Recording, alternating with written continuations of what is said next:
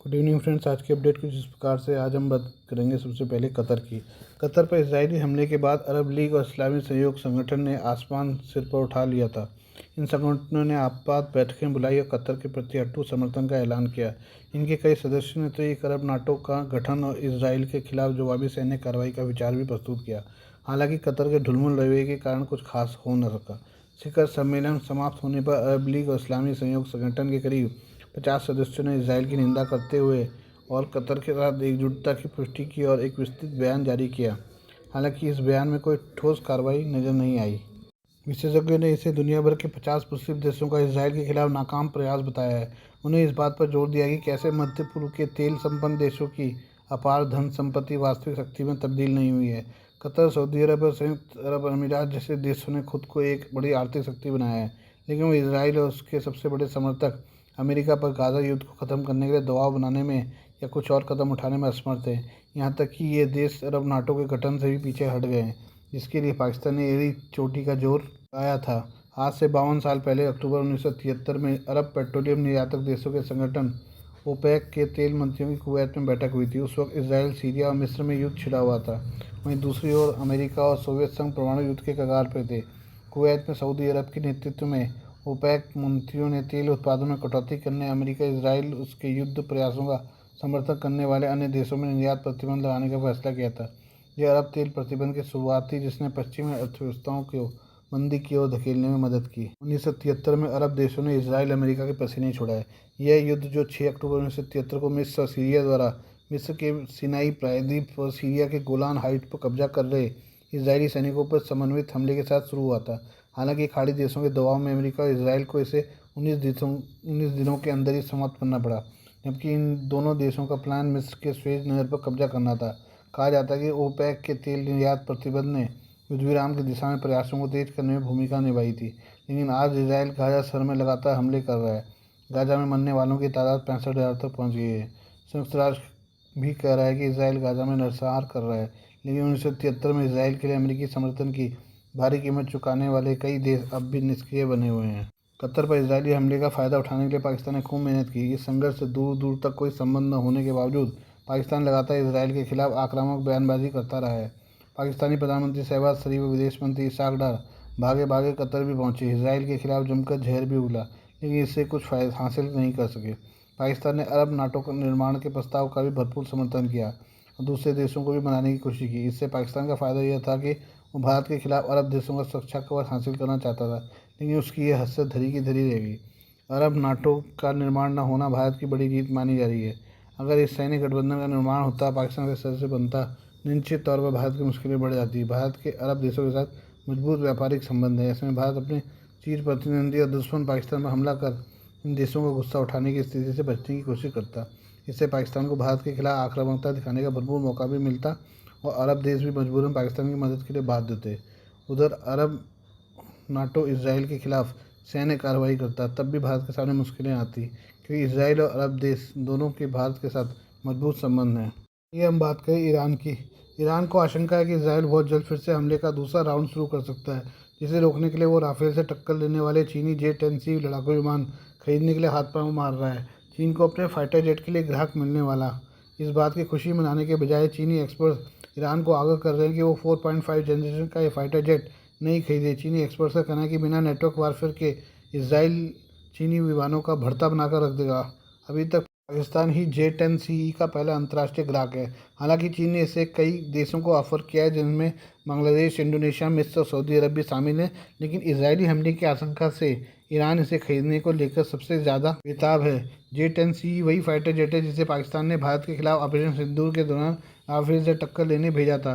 बावजूद इसके भारतीय वायुसेना ने राफेल के स्कैल्प मिसाइलों से पाकिस्तान के 9 आतंकी ठिकानों को तबाह कर दिए थे। ईरान का चीनी लड़ाकू विमानों में दिलचस्पी नई नहीं है। 2015 में भी उसने 150 फाइटर जेट खरीदने की योजना बनाई थी, लेकिन विदेशी मुद्रा की कमी और भुगतान शर्तों में मतभेद की वजह से सौदा अधूरा रह गया था। पश्चिमी प्रतिबंधों ने ईरान की अर्थव्यवस्था की कमर तोड़ रखी है।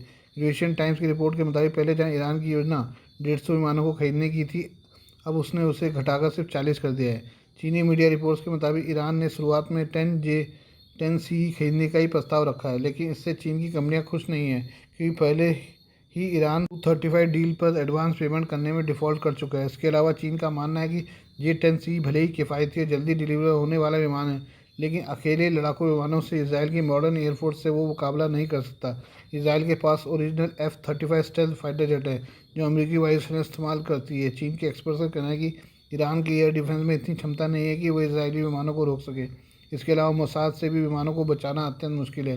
चीनी एक्सपर्ट्स का कहना है कि इसराइल ने पिछले कुछ सालों में दर्जनों ईरानी परमाणु वैज्ञानिकों को ईरान में ही मारा है। इसके अलावा इसराइल के पास ईरान के एयर डिफेंस सिस्टम की सटीक जानकारी थी और इसलिए जून महीने में हुई लड़ाई के दौरान इसराइल ने ईरान के ज़्यादातर एयर डिफेंस सिस्टम और रडार को ध्वस्त कर दिया था। इसलिए चीनी एक्सपर्ट्स को डर है कि न सिर्फ इसराइल J-10C को तबाह कर देगा, बल्कि उनकी संवेदनशील टेक्नोलॉजी, रडार कोड और मिसाइल रखने की भी क्षमता को हासिल कर लेगा। इसलिए चीनी सोशल मीडिया पर कहा जा रहा है कि ईरान को जेट बेचना मतलब ब्लूप्रिंट इसराइल को देना है। यूरेशियन टाइम्स के मुताबिक चीनी एक्सपर्ट्स का कहना है कि मॉडर्न वॉरफेयर सिर्फ लड़ाकू विमानों के बीच होने वाली डॉग फाइट नहीं है, बल्कि मॉडर्न वॉरफेयर मतलब पूरी तरह से नेटवर्क सेंट्रिक सिस्टम युद्ध है, जिसमें early warning aircraft, data link, air defence, missile, radar और इलेक्ट्रॉनिक वॉरफेयर शामिल होते हैं। इसके अलावा स्पेस सर्विलांस भी जरूरी होता है, लेकिन ईरान के पास कुछ भी नहीं है। उसके रडार और अर्ली वार्निंग सिस्टम पुराने सोवियत और यूरोपियन डिज़ाइन पर आधारित हैं, जिनमें कोई इंटर ऑपरेबिलिटी नहीं है। इसके अलावा प्रतिबंधों की वजह से उनका अपग्रेडेशन तक नहीं हो पाया है।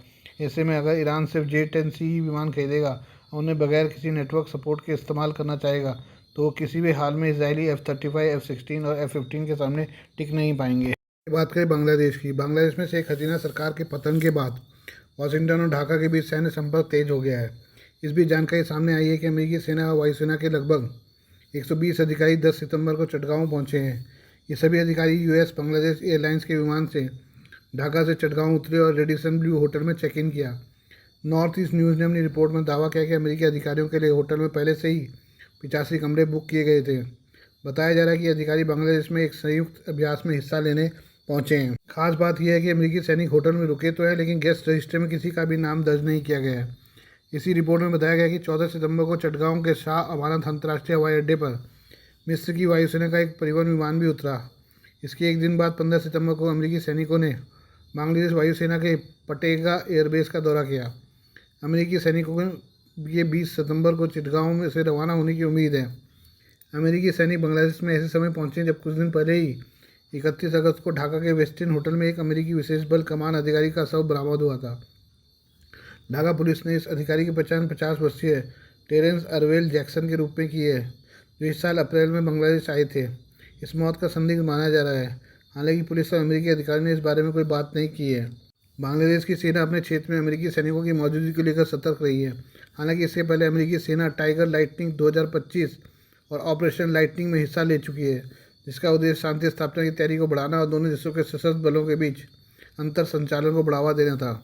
इसके साथ ही इसका उद्देश्य क्षेत्रीय सुरक्षा को मजबूत करना और उन क्षेत्रों को खोज करना था जहां अमेरिका बांग्लादेश की सेना का समर्थन कर सकता है। ये हम बात करें प्रधानमंत्री मोदी के जन्मदिन की। अमेरिकी राष्ट्रपति डोनाल्ड ट्रंप ने प्रधानमंत्री नरेंद्र मोदी को फ़ोन कर जन्मदिन की शुभकामनाएं दी है। वहीं प्रधानमंत्री नरेंद्र मोदी ने भी राष्ट्रपति ट्रंप की शुभकामनाओं के लिए उनका धन्यवाद जताया है। बता दें कि प्रधानमंत्री नरेंद्र मोदी बुधवार को 75 वर्ष के हो जाएंगे। अमेरिकी राष्ट्रपति के इस कदम को भारत के साथ अपने संबंधों को फिर से पटरी पर लाने की कोशिश के रूप में देखा जा रहा है। अमेरिकी राष्ट्रपति डोनाल्ड ट्रंप के भारत से अमेरिका जाने वाले सामान पर 50% टैरिफ के बाद दोनों देशों के संबंध लगातार तनावपूर्ण बने हुए हैं। भारत ने 50% अमेरिकी टैरिफ को अनुचित और अविवेकपूर्ण बताया है। अमेरिकी राष्ट्रपति की शुभकामनाओं के जवाब में पीएम मोदी ने ट्वीट कर कहा, मेरे मित्र राष्ट्रपति ट्रंप, मेरे 75वें जन्मदिन पर आपके फ़ोन कॉल और शुभकामनाओं के लिए धन्यवाद। आपकी तरफ मैं भी भारत अमेरिका के व्यापक और वैश्विक साझेदारी को नई ऊंचाइयों तक ले जाने के लिए पूरी तरह प्रतिबद्ध हूँ। हम यूक्रेन संघर्ष के शांतिपूर्ण समाधान की दिशा में आपके प्रयासों का समर्थन करते हैं। वहीं अमेरिकी राष्ट्रपति डोनाल्ड ट्रंप ने भी पीएम मोदी से फ़ोन पर वार्ता को लेकर पोस्ट किया है। उन्होंने अपनी पोस्ट में लिखा, अभी भी अपने मित्र प्रधानमंत्री नरेंद्र मोदी से फ़ोन पर बहुत अच्छी बातचीत हुई। मैं उन्हें जन्मदिन की हार्दिक शुभकामनाएं दी, बहुत अच्छा काम कर रहे हैं। आगे उन्होंने रूस और यूक्रेन की युद्ध समाप्त करने के लिए पीएम मोदी के समर्थन के लिए धन्यवाद भी दिया। वहीं इससे पहले नई दिल्ली में भारत और अमेरिका के बीच व्यापार वार्ता फिर से शुरू हुई है। बीते महीने अमेरिकी द्वारा भारत पर लगाए गए 50% टैरिफ के बाद ये पहली बार था जब दोनों देशों के प्रतिनिधिमंडल आमने सामने इस तरह की वार्ता कर रहे थे। इस बैठक में व्यापार वार्ता के छठे चरण की शुरुआत की उम्मीद बंधी है।